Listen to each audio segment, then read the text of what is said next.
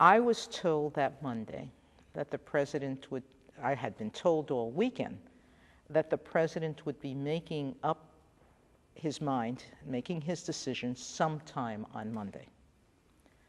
And I had been sitting in my office from 8 o'clock that morning, waiting for a phone call.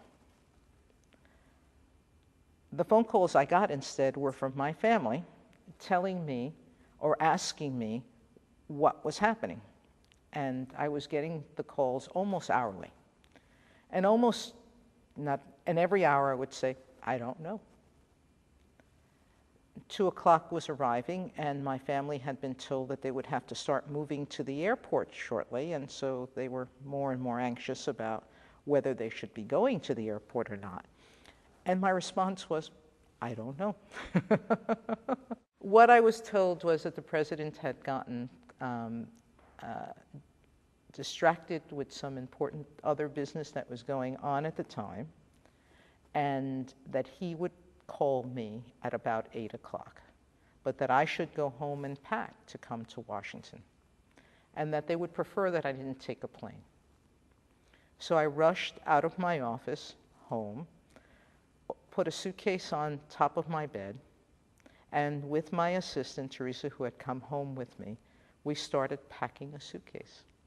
And I called a friend to ask him to drive me to Washington. And he came, or was on his way, and at 8:10, I received a call on my cell phone. The White House operator tells you that the president is on the line. And you were somewhere on the road at this point? No, I was still at home. Still at home, still packing. Mm-hmm. I actually stood by my balcony doors, and I had my cell phone in my right hand, and I had my left hand over my chest, trying to calm my beating heart, literally.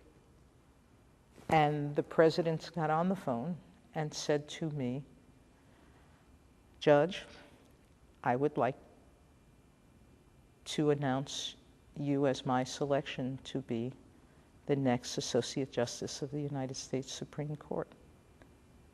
And I said to him, I caught my breath and started to cry and said, thank you, Mr. President. That was what the moment was like.